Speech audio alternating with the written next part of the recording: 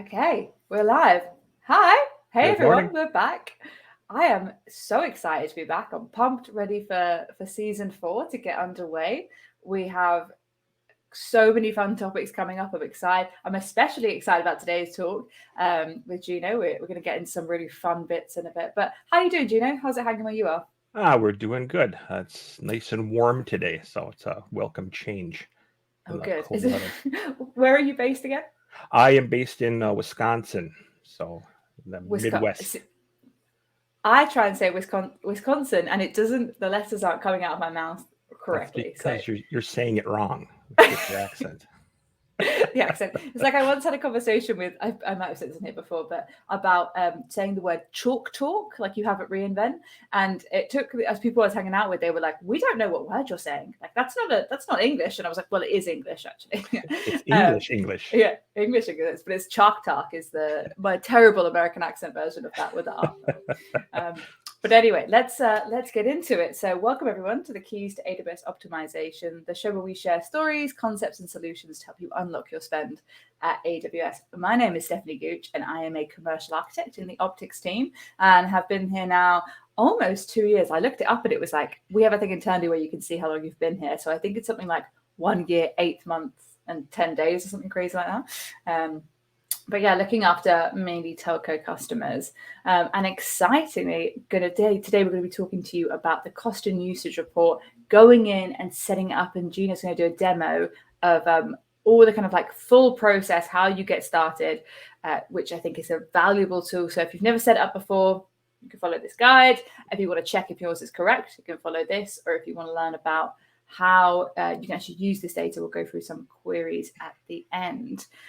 Before we jump into that, a couple of programming reminders. So fun new thing, we have an events page. So if you are wanting to make sure you never miss an episode of Keys, then you can now go onto this page. It's in the chat.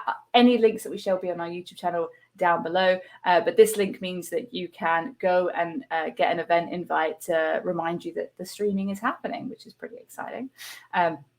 Also, I was at the London Summit, which was really, really fun. Talked a lot, met some great people. If you weren't able to attend and you want to see what I talked about, if you enjoy hearing me talk about random stuff on this show for the last basically year, you can check it out on our YouTube channel. The video specifically is here, but also in general, we have our awesome YouTube channel, which can be found here. On there, you can look for the Summit talk, and it's just a home videoed version of me with my customer talking about that. Okay, all right, enough. Oh, one more thing. Sorry.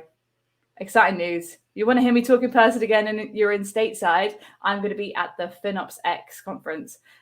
So this is the FinOps Foundation doing a conference, very exciting, and I'm going to be there chatting again. So or if you like listening to me talk, there are lots of opportunities for it. Okay, let's get into it. So Gino, let's hear your 1 minute origin story. So a bit of background about yourself.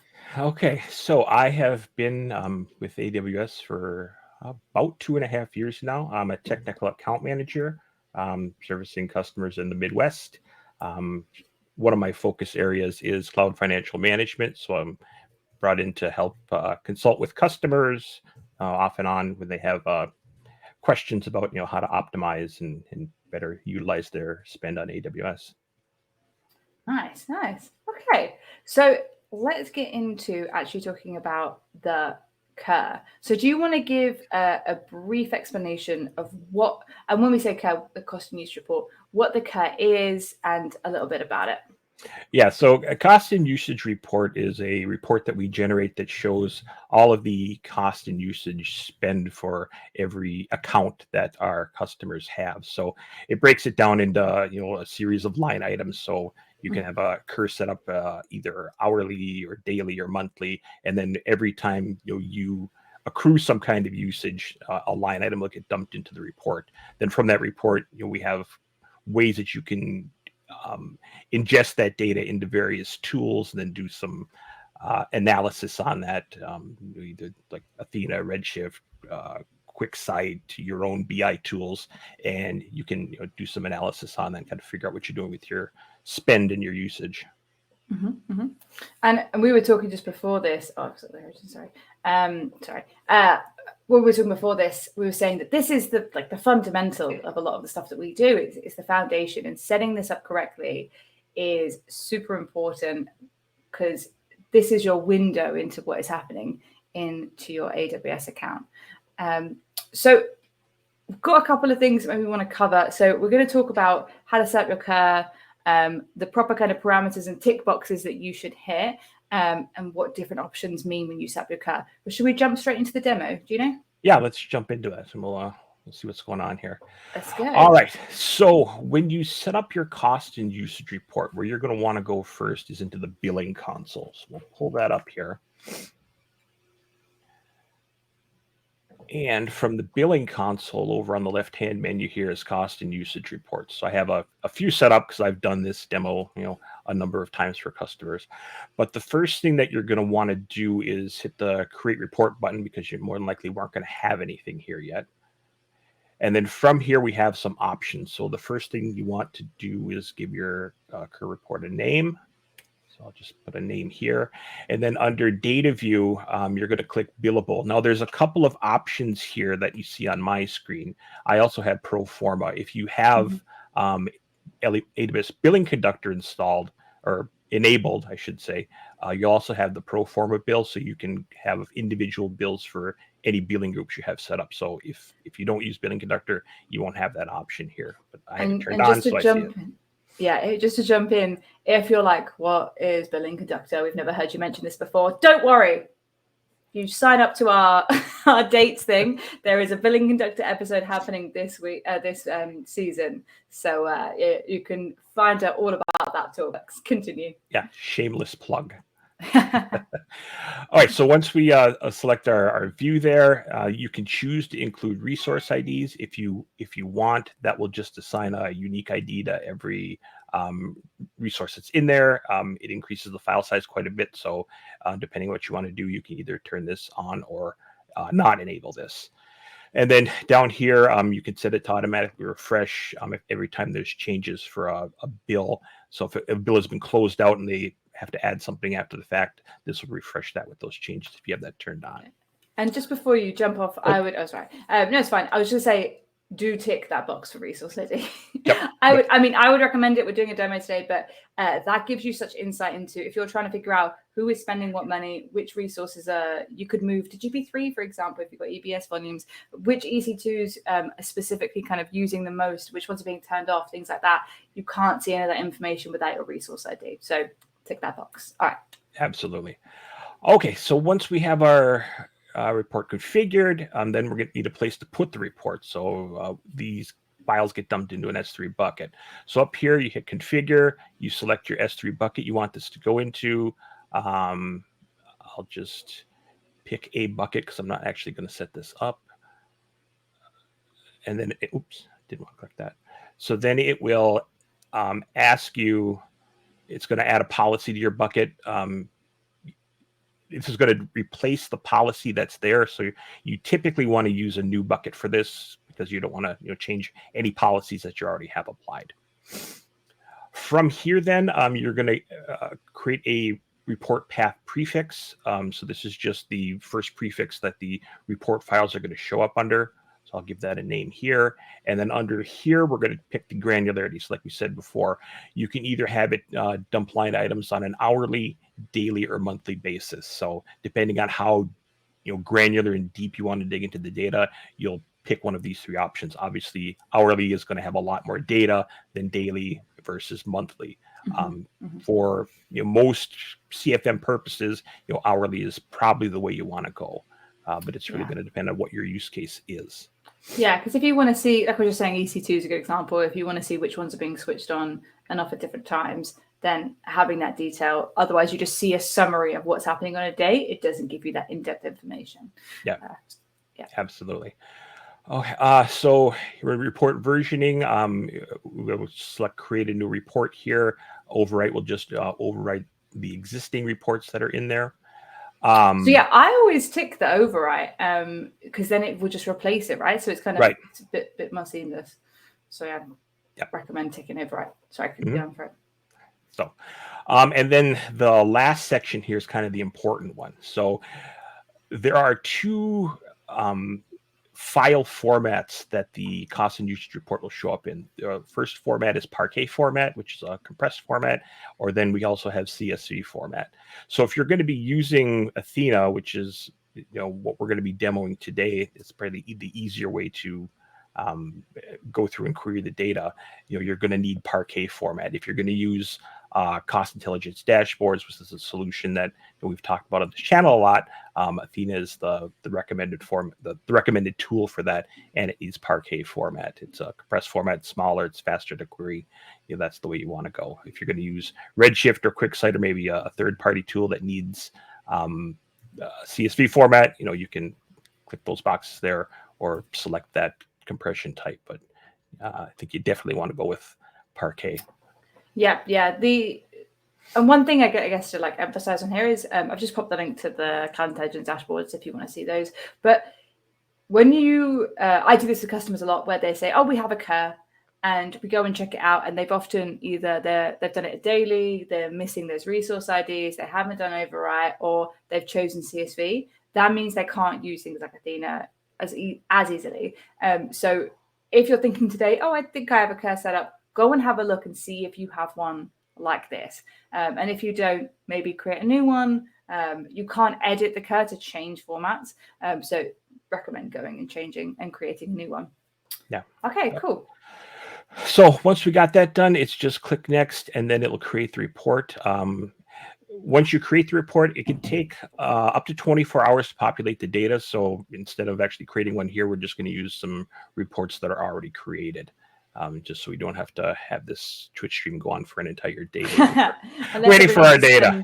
24 hours with us just chatting nonsense. All right, so we'll jump over to S3 then, so we can kind of show you what happens, after the report starts getting populated here. So I'm going to find my CUR bucket here, and you can see I've got a number of CURs already set up in my bucket, and this 636 is being replicated from another account. Which is an entire episode in itself. But if we dig into one of these CUR prefixes here, what happens is you'll see a bunch of folders, for each month's worth of data. And then down here towards the bottom, you're going to see this little YAML file. So this is a CloudFormation template that you can import and then execute, which will create a bunch of stuff that we're going to show you here in just a second, to actually set up a glue crawler that will crawl over this data, set up some tables in glue that one can use Athena to actually query. And that's going to be the basis of our demo here. So this is all done for you as part of the CUR setup. So it saves you, a lot of time and energy. Yeah, definitely. This is, and just to go look, if you haven't deployed it, deploy it. This is what I'll be saying for the whole thing. But it's handy to know that this is in here, because that didn't used to exist back in the day when I first started doing this. So the fact that it could deploy the resources and will start off the crawler for you, get that database created, and get that glue table, Athena table started. It just means that you don't have to worry about it. It's done for you. Okay, so exactly. So once that's done, we'll take a quick peek at glue. We can kind of show you what this looks like here. Oh, just while you're doing that. So guys, you can either download that file or just use the S3 URL when you're deploying your CloudFormation. You can link straight to the file that's in there. So just recommend having a look at that. Okay.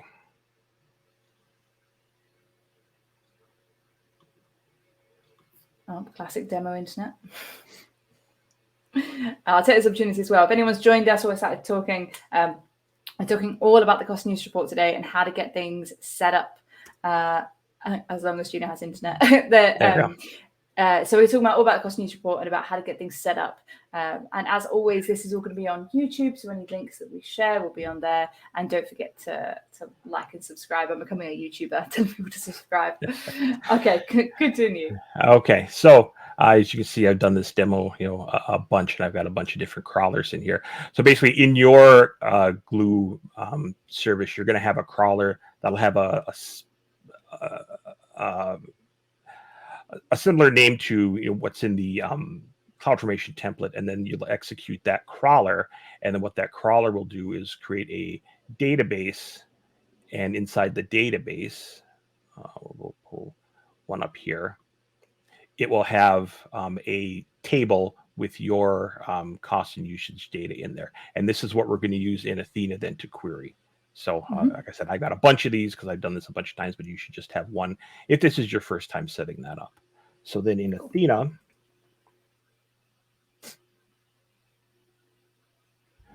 we'll have a bunch of tables in here. You'll have one, I have a number of them, and this is what you're going to actually query. So I have a CUR table with some anonymized data here. So I'm just going to look at this one. So we'll open up this table here. So you can see in this table, there are a lot of columns. So, pretty much every aspect of, metadata about your cost and usage that you could possibly want, is going to be contained in here. So this is what we're going to be querying against. So once you get to this point where you see these columns, we're pretty good to go as far as, let's start querying the data. So from this point, kind of the question that customers always have is, where do I get started?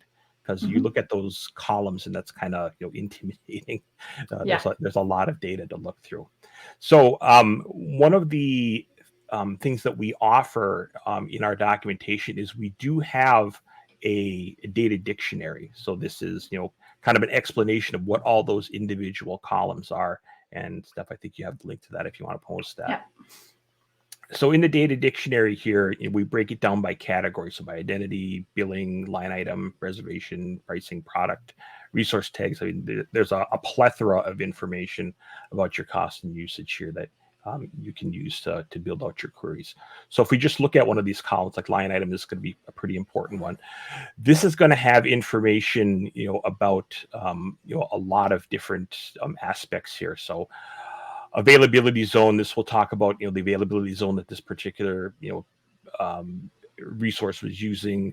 There's going to be line items about cost. So the unblended rate, the blended rates, a description about the line item, so telling you, what this actual bit of spend is, what type of spend is it? Is it a charge? Is it a credit? Is it tax?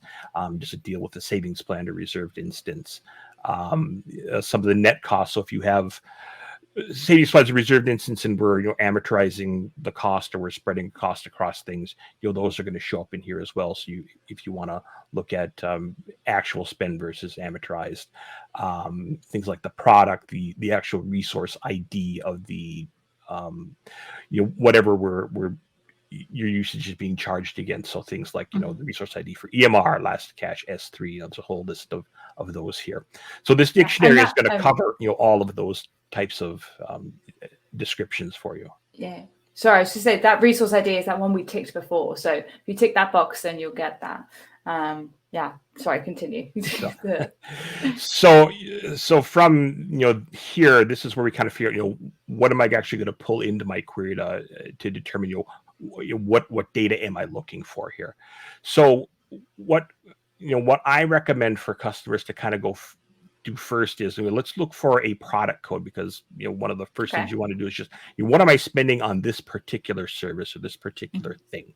So I'll usually run a query where I'll just look for, how do I figure out what those product codes are? So I'll just run a query against, line item product code from my database. I'll run this, and then down here in the theory, in Athena, in the results, then it will list all of the different product codes that it found in my database. So from here, I should be able to figure out, which product am I actually interested in. Yeah. And it'll have a list of all these, and then the nomenclature for that. Yeah. And this will be similar if you're kind of looking at this and thinking, oh, it does look a bit scary, or you're not really sure, like saying where to start.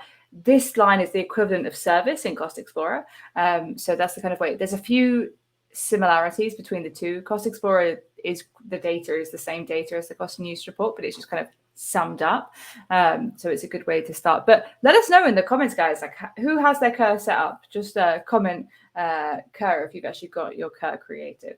But continue, Gino. What will be the next thing that you tell customers to do? All right. So once we then figure out,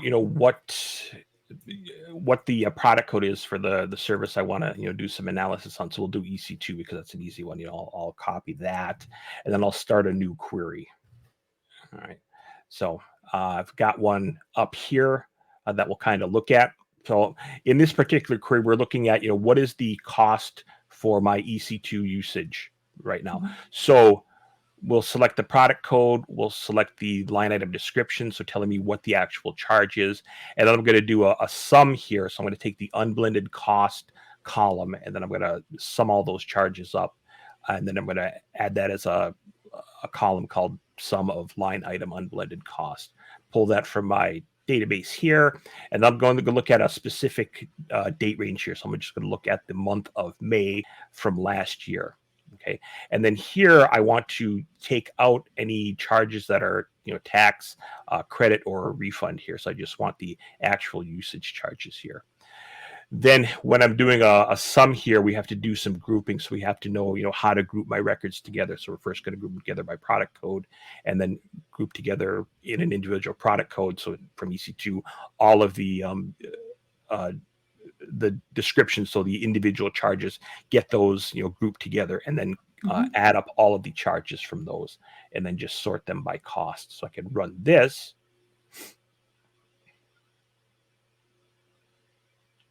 The fun part. It's going to go through quite a bit of data here,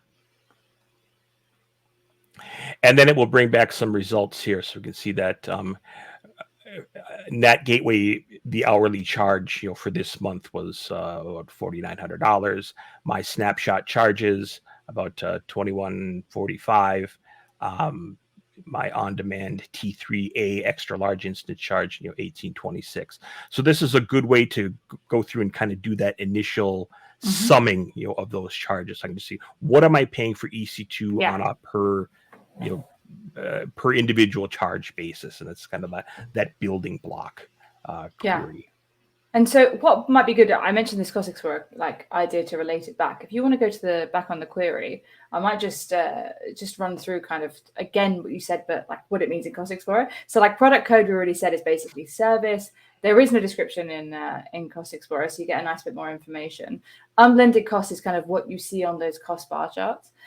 When it comes to year and month, this is exactly the same as when you're choosing your ranges on Cost Explorer.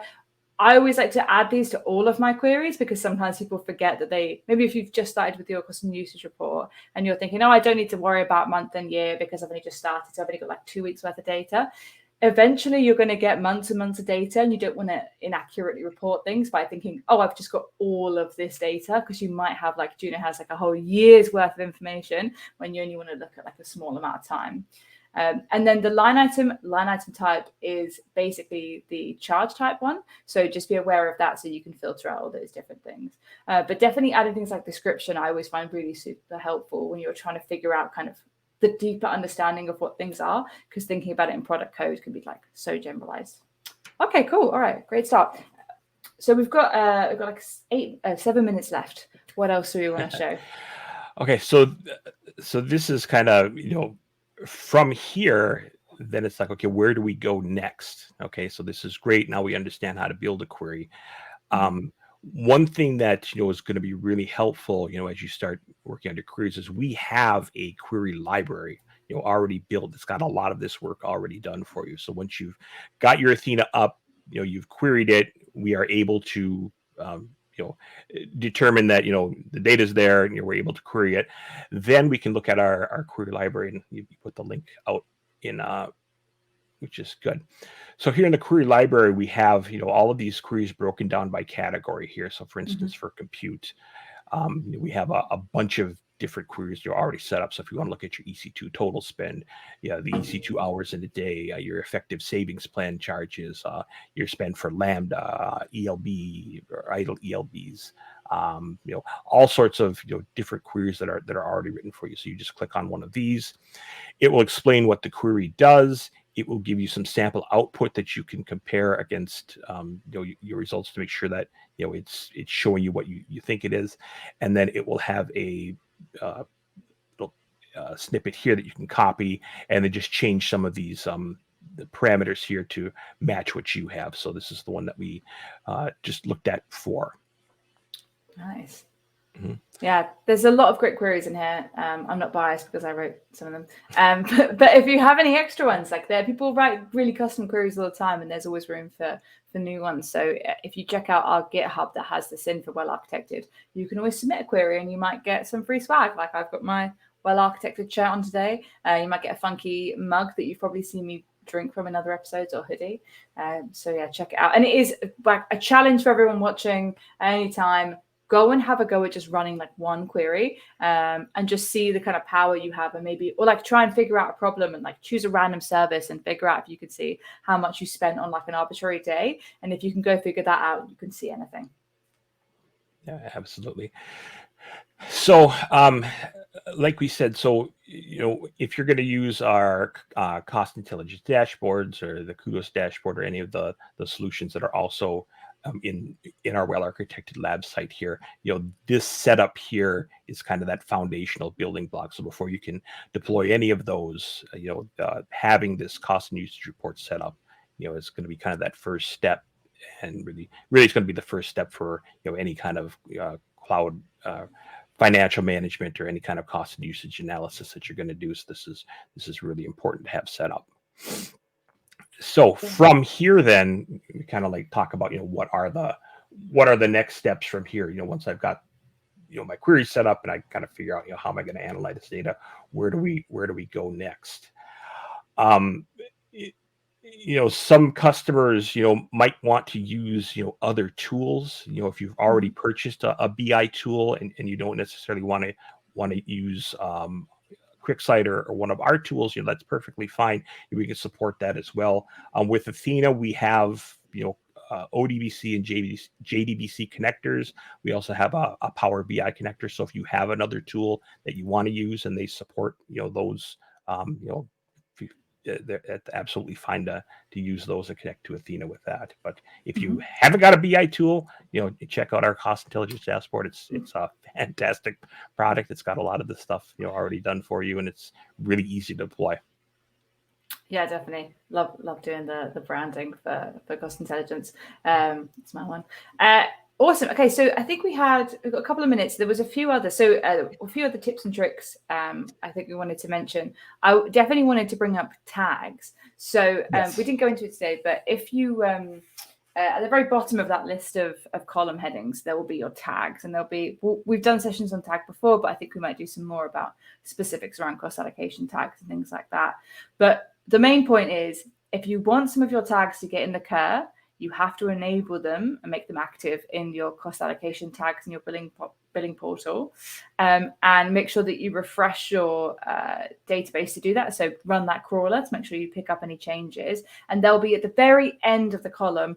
Now, just be aware that if you choose something like environment with the capital E, it's going to be an environment with the lowercase e in the CUR. Or if you chose business unit with a space, it's going to be business unit with an underscore. So there are some things to make it the same naming conventions across the board that you have to be aware of. But yeah, just go see what ones are enabled. Maybe check if you have things like name, environment, business unit, cost center, any ones that you use every day. Go make sure that they're turned on, and go see how many of them you've got in the CUR. There's a nice little query in the lab with all the sorry, I forgot the name of it, the query library that tells you the percentage that is of a tag. So say you chose tag name, you want to see how many of your resources have that tag, you can run a query to do that. What other tips have you got, Gina? Well, it's really important to remember, talking about tags, that once you enable those tags, it's only going to show the tags from that date forward. It's not going to go back in time at all. It's only forward looking. So if you don't have them enabled, enable them as soon as you can, so they get into that data. Yeah, that's a great point. Let's see. The same for the CUR as well. Like, you're turning it on and it's going forward. There might be some potential for you to get some old data if you have an enterprise support at Amazon. I don't know the logistics of how you do that, but that is potentially a way to do it. But yeah, just make sure that when you set it up, like set it up today, don't delay. I don't know why that rhymed. Other tips that we have, some of those columns are only going to show up in the data dictionary if you have usage for that particular piece of data. So not everything in that list is necessarily going to be in your CUR. So just be aware of that. Be aware that when you're creating your queries, or if you're using another tool, don't index on the columns, because the columns are can be dynamic. So the column 1 might be column 3, depending on which columns show up in that particular month. So use the column names and don't index on those. And then anytime we add a new column, they're always going to be at the end of the report. So we were talking about tags. If you add a new tag or something, that's going to be at the very end. It's not going to get stuck in where all the other tags are. Right. Okay. I think we're at time. So thank you so